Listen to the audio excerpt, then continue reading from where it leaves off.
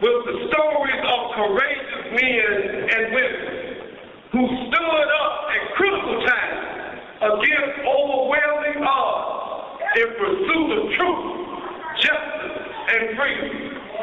General George Washington and the American patriots went against the odds and defeated the British Empire and gave birth to what is now the greatest nation on the face of this earth. President Abraham Lincoln went against the odds when he vowed to save the Union and to abolish slavery, when he vowed to remove this stain from the American fabric.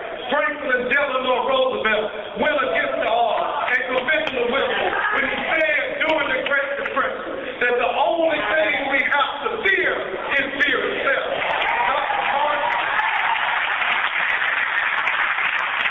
Martin Luther King and Rita Samuel and the civil rights foot soldiers went against the odds. And more importantly, they went against every law and custom in America. But because they did not give up and they did not give in, we now have a nation where every citizen has the right to vote. And because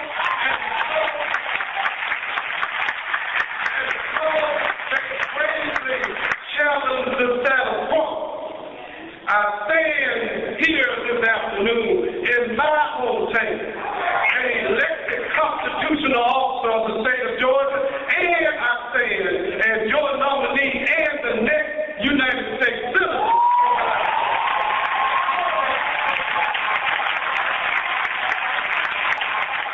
Mike has been there when the people need it. The Bible also teaches us that there were great men of faith and women of faith who were called upon by a true and a righteous God went against the odds. The Bible teaches us that the three Hebrew boys went against the odds when they went down into the fiery furnace, but the flame could not consume them. The Bible teaches me that Daniel went against the odds when he journeyed down into the lion's den, but the wild beasts were tamed in his midst. And according to the good word, the Philistine posters and the Philistine pundits had predicted victory for Goliath when little David stepped out and took it.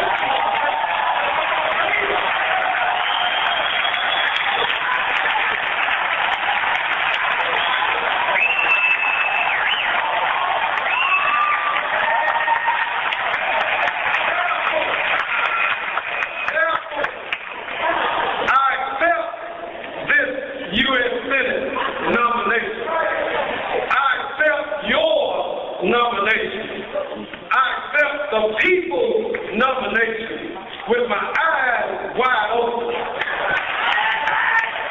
I accept this nomination under no false pretenses.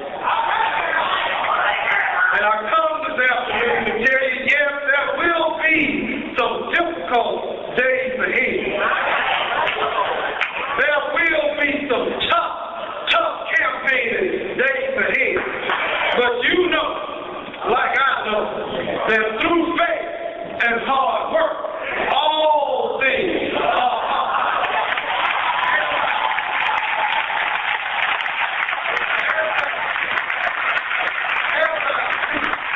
Some 500,000 Georgians are unemployed. As I speak, 14.6 million Americans are unemployed.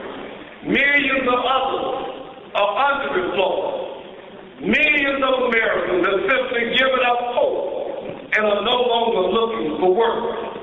The American people are literally crying out for common sense, principled leadership.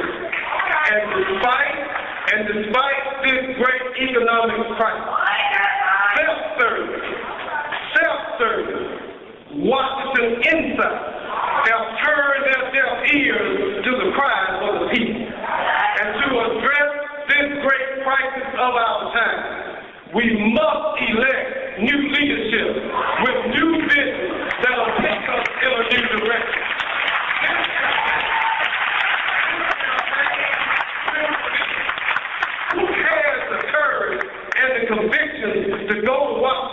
and represent the interests of Georgians who cannot afford expensive lodging. We can no longer require or rely on the old regime in Washington, whose first inclination is to say no to smart economic policies that help Main Street instead of Wall Street. But I come, fellow Democrats, to say this, that if you will send me, I'll stand up and I'll fight for families that are struggling hard with unemployment.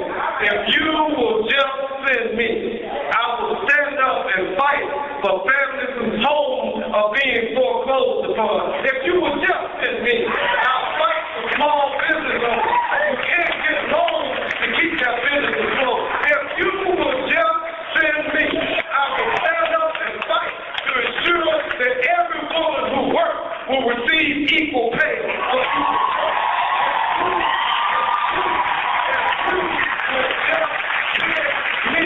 If you will send me, I will stand up and I will fight to eliminate all discrimination based on race, based on color, based on religion, based on gender, or based on sexual orientation.